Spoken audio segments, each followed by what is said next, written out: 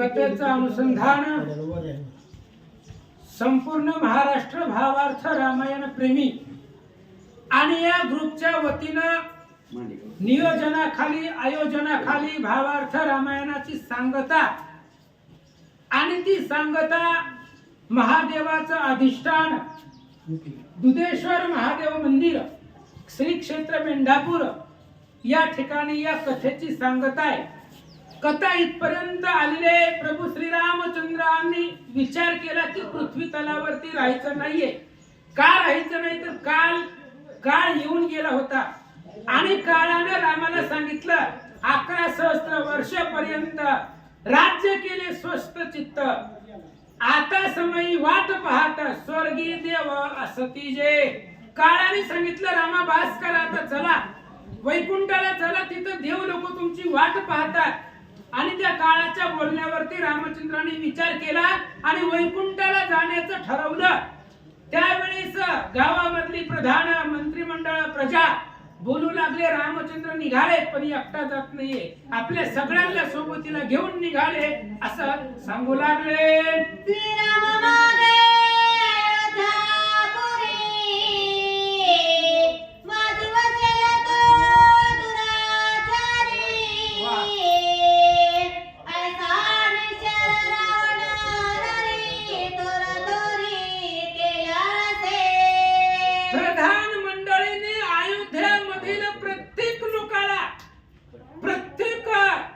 प्रत्येकापर्यंत message पोहोचवला, संदेश पोहोचवला।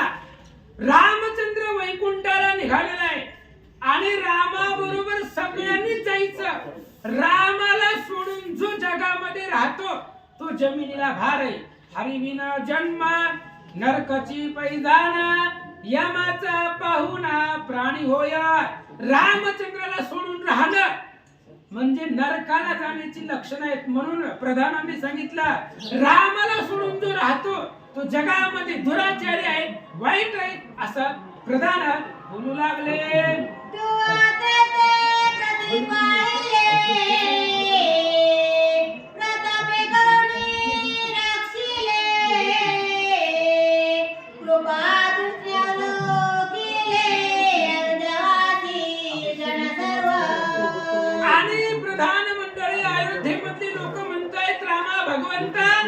बाप लेकराचा सांभाळ करतो त्या पद्धतीने अयोध्येमधल्या प्रत्येक लोकांचं, प्रत्येक प्रजेचं, लहान लेकराचं, लहानापासून बाल आबाल वृद्ध सर्व जणांचा प्रतिपाळ सांभाळ भगवंत तुम्ही लेकराप्रमाणे केला असं सांगतात।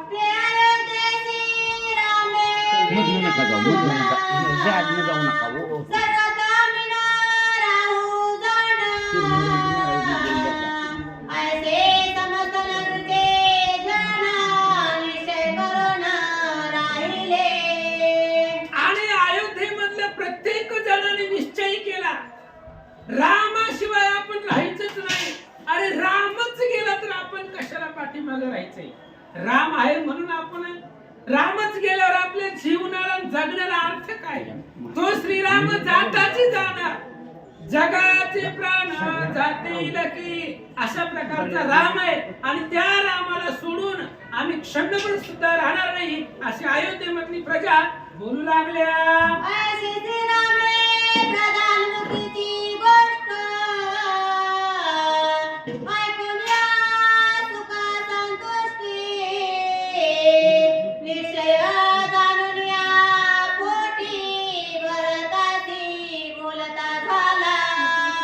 प्रधानाच्या मुखाचं बोलणं भगवान श्रीरामचंद्राने ऐकल्याबरोबर भगवंतालाही आनंद वाटला। रामचंद्राने भरतजींना समोर बोलवलं आणि भरतजींना जवळ बोलवून भगवंत काय म्हणतात? श्रीराम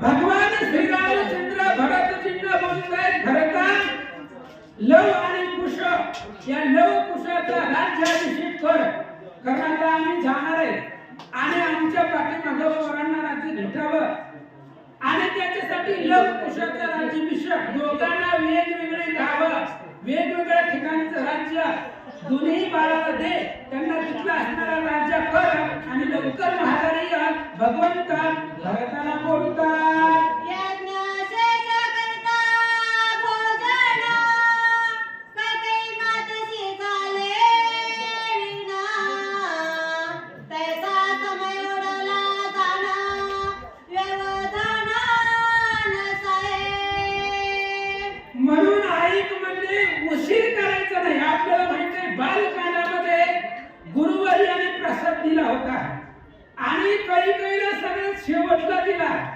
तिने विचार केला मी राजाची आवडती लाडकी राणी असताना सुंदरपणाचा अभिमान म्हणे त्यावरी गर्भिणी नामा म्हणे आणि मी सुंदर असताना राजाची आवडती असताना मला उशीरच का दिला म्हणून तिनं वेळ लावला आणि वेळ लावल्याबरोबर पिंड घालीने धरतीला तो पिंड प्रसाद घाल घेऊन गेली तसं इथं जर वेळ लावला तरी काहीतरी विघ्न वळेल भगवंत बोलू लागले ऐसे श्रीरामामुखीचे वचन भरते माता वंदोली दाना तथा पुत्रादी सिंचोना राज्य देता पैजाला अशा प्रकारचे भगवान श्रीरामचंद्राच्या मुखातले शब्द भरतजींनी ऐकल्याबरोबर वेळ लावला नाही लवकुशांना घेतलं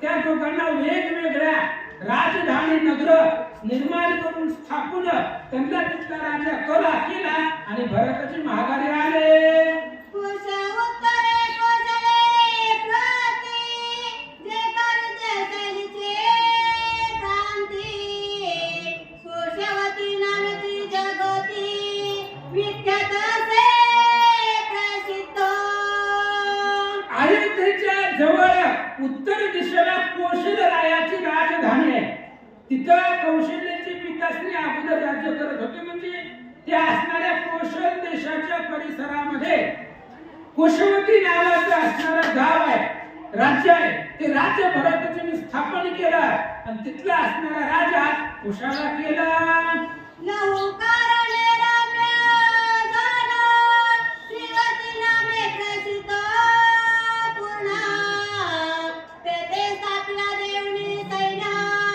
अनित द्रोण विधले कुशवती नावाचं नगर स्थापन केलं तिथं कुशाचा राज्याभिषेक केला श्रीवती नावाचं नगर हे नगर भरतजींनी स्थापन केलं निर्माण केलं आणि ती श्रीवती नगराचा राजा त्या असणारा तिथला राजा लवाला तिथलं राज्य त्याच्या स्वाधीन केलं आणि भरताचे महागारी आले ऐसे दोघे कुमार श्रीरामे केले राज्य धरा सैनिक सेने परिवार प्रधान चतुर सवे देवनी आणि अशा पद्धतीने दोन नगर भरतजींनी स्थापन केली कुशवंती नावाचं एक नगर आहे श्रीवती नावाचं एक नगर आहे आणि दोन्ही राज्यामध्ये लव आणि कुशाचा राज्याभिषेक केला अनेक सेना संपत्ती रथदळ घोडेदळ पायदळ हातीदळ चतुरंग सेना असणाऱ्या लव कुशाला देऊन टाकले येईकडे तो निघाला दूत मार्गी क्रमणी त्रिरात्र पुढे प्रवेशला शत्रुघ्न जेठ राज्य करीत मधुपुरीचे श्रीराम जय राम राम इकडे असणारा दूत 3 रात्रीचा मुक्काम करत मधुपूर नावाचं नगर आहे तिथं अगोदर लवणासुर राज्य करायचा त्या लवणासुराला मारलं मधुपुरीचं राज्य शत्रुघ्नाला प्राप्त झालेलं आहे आणि त्या शत्रुघ्नाच्या नगरामध्ये जाऊन पोहोचले दूत मधुपुरी प्रवेशला शत्रुघ्न रायासी भेटला कृतांत गाजानी वला श्रीरामाचा परेश श्रीराम जय राम राम दूत मधुपुरीला गेल्यानंतर शत्रुघ्नाला दूत भेटला नमस्कार केला तो राजा आहे मधुपुरीचा नमस्कार केला त्या दूतानं आणि काय बोलू लागला ऐकोने शत्रुघ्न तेचा